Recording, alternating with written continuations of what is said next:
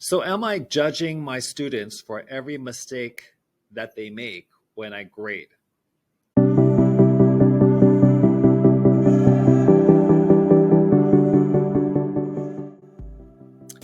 Hello, this is Dr. Jeff with Ed Family, and we've been looking at the text Grading for Equity. We're on Chapter 5, Grading for Equity. Traditional grading demotivates and disempowers by Feldman. In Chapter 3, we talked about a lot of subjectivity when it comes to grading by teachers. And in Chapter 4, we asked ourselves, do we have bias in our grading?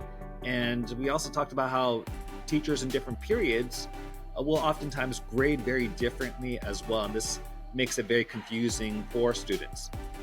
Now imagine this, imagine getting a new job and being told that you're gonna be evaluated by, 6 other people, and then you will be evaluated on every task and every high expectation. Be pretty overwhelming, right? But there might be some of you out there who say this is a real world, and people are evaluated like that. And so then let me frame it in a different way. Let's say if you were learning how to skateboard and you were evaluated on every mistake that you made, would that help you to learn how to skate better? Or if skating's not your thing, maybe a musical instrument. If you were to want to learn an instrument and you were graded on every time you made a mistake, do you think that that would help you and motivate you to do your best? So I think we can kind of understand why sometimes kids might feel judged, and they'll say it like this. Sometimes they'll say you know what, I'm just a D student in math. But we know that according to Carol Dweck, that a student's capacity for achievement, it's not a fixed thing.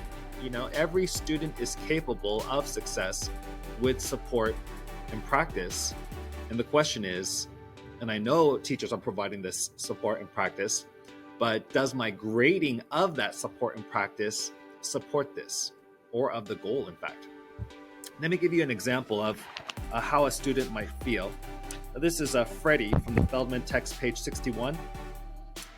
In sophomore year, I had straight A's until the second semester when I got a C in AP World History. After that, I changed. I saw that class, even with how much effort I put in, I'm not going to get the grade I deserve in this class, so I'm not going to even try anymore. This year, I do the assignments, but don't put as much effort in.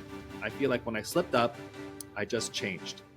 Or Sam, who said, I put my full effort into a class and I still ended up doing bad.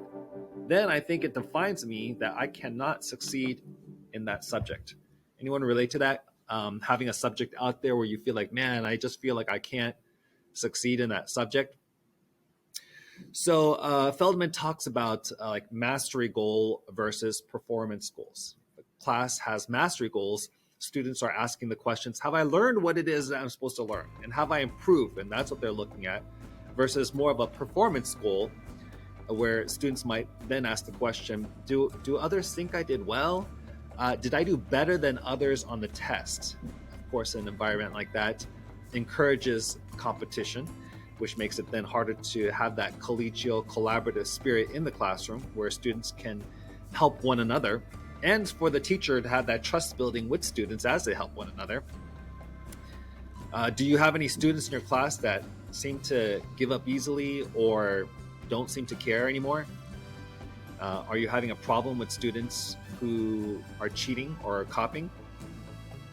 I think when we have mastery goals versus performance goals, we'll see a lot less of that. And then if we have more performance goals versus mastery goals, we're going to see a lot more of that kind of thinking and feelings and behavior. We know this is further complicated for our most vulnerable students, whether it's low socioeconomic status, including students who are homeless and they're living multiple families in one apartment room, or a motel in a motel month by month, or even out of the car, as we also see a lot of college students doing these days as well. Or they might be a plurilingual student, just wrestling with becoming proficient in 2 languages and the challenges of that. That's not easy to develop proficiency in 2 languages. Or if they're a student with a disability, how about students who have experienced trauma in their life? We have so many students who have experienced that, especially in this season, post-pandemic. Or how about students who have parents who are going through a lot right now? And that's if they're blessed enough to have both their parents. So as educators, where do we go from here? What do we do then in response to some of these feelings and thoughts that we have? I always encourage educators to interview our students. I know for myself, I like to have at least every semester, if not every quarter, some type of feedback where I'm learning about my students and what they think about the class, like what motivated them to succeed. So asking those specific questions to the students, interviewing your students and learning from them what's working, what's motivating, what's encouraging for them, and what makes it harder for them, and getting that data from your students, whether it's through talks that you have with them, or for myself, I like having those interviews, and I'll put a link in the description to a little Ed Family video that I have on that I like to do every quarter or every semester.